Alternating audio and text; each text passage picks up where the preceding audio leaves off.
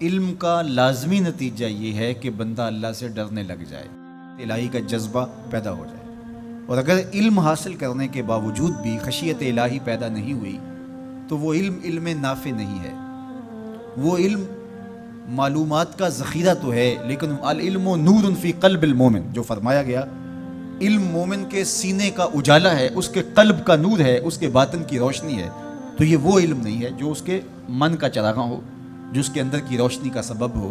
تو وہ علم ہی نہیں ہے جو اللہ سے جوڑتا نہیں ہے، جو اللہ کی خشیت، اللہ کا خوف، اللہ کے احکامات پر عمل پیرا ہونے کا جذبہ نہیں دیتا ہے۔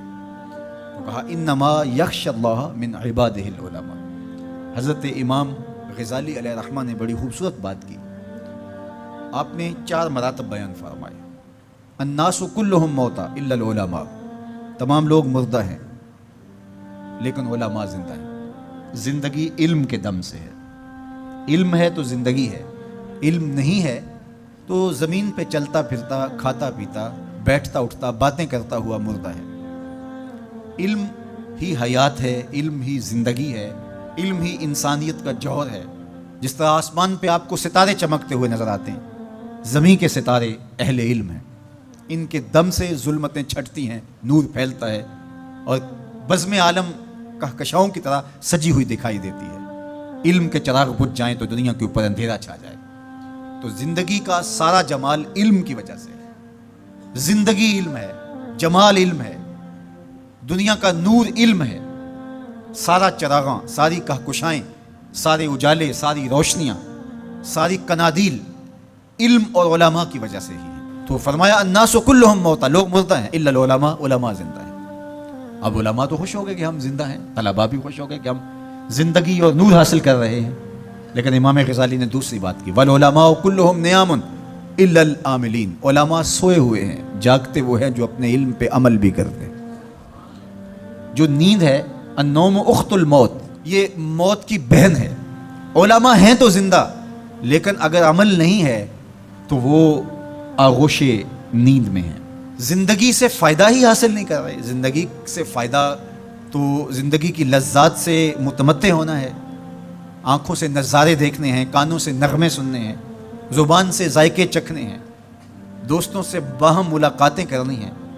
تو جب بندہ زندہ ہوگا تو یہ سب کچھ ہوگا، اور اگر زندہ ہے لیکن سویا ہوا ہے، بے ہوش ہے، کومے میں پڑا ہوا ہے، تو پھر وہ یہ سب کچھ حاصل نہیں کر پاتا۔ تو یہ اخت الموت ہے۔ تو کہا عالم زندہ ہیں، لوگ مردہ ہیں، لیکن فرمایا علماء بھی سوئے ہوئے ہیں، جاگتے وہ ہیں جو اپنے علم پہ عمل بھی کرتے ہیں۔ تو علم وہ نافع ہے جو عمل کے نور سے منور ہو۔ امام غزالی نے تیسری بات ارشاد فرمائی، والعاملون کلہم فی خسران الا المخلصین، سارے عمل کرنے والے بھی خسارے میں ہیں، گھاٹے میں ہیں، لیکن خسارے سے بچے وہ ہیں جو عمل محض اللہ کی رضا کے لیے کرتے ہیں۔ مخلص ہی محفوظ ہیں، ورنہ علم بھی پڑھا، اس پر عمل بھی کیا، لیکن عمل لوگوں کے دکھلاوے کے لیے تھا، عمل کسی کو خوش کرنے کے لیے تھا، استاد کے ڈر کی وجہ سے تھا، ماں باپ کو خوش کرنے کے لیے تھا، اللہ کی رضا مقصود نہیں تھی۔ تو پھر علم بھی پڑھا، عمل بھی کیا، لیکن امام غزالی فرماتے ہیں خسارہ ہے، نقصان ہے۔ والمخلصون کلہم علی خطر الا الخائفین، اور سارے مخلص بھی خطرے میں ہیں۔ جو مخلص ہیں، محض اللہ کی رضا کے لیے عمل کر رہے ہیں، وہ بھی خطرے میں ہیں، مارز خطر میں ہیں۔ کسی وقت بھی پائے استقلال میں لغزش آ سکتی ہے، ساری محنت برباد ہو سکتی ہے۔ کیتی کتری پئی کھو محمد تے سکہ بنیا زردہ۔ ہمارا تو حال یہ ہے کہ ہم بد عمل ہوں، زندگی خواہشات اور آرزوؤں کے ہجوم میں بسر کر رہے ہوں، اور جنت کے ہم ٹھیکیدار بنے ہوئے ہوتے ہیں۔ ہم کہتے ہیں کہ بس ہم تو سیدھے جنت میں جائیں گے۔ حجبت الجنت بالمکارہ وحجبت النار بالشہوات، جنت مشکلوں کے پردوں میں لپٹی ہوئی ہے اور جہنم شہوتوں کے پردوں میں لپٹی ہوئی ہے۔ جنت اتنی بھی آسان نہیں ہے۔ تو کہا کہ والمخلصون کلہم علی خطر، ہر مخلص بھی خطرے میں ہے، لیکن الا الخائفین، جن کے سینے میں خشیت الہی ہے، خوف خدا ہے، وہ خطرے سے بچ گئے۔ اللہ ہمیں اپنے خوف کی دولت سے مالا مال کرے۔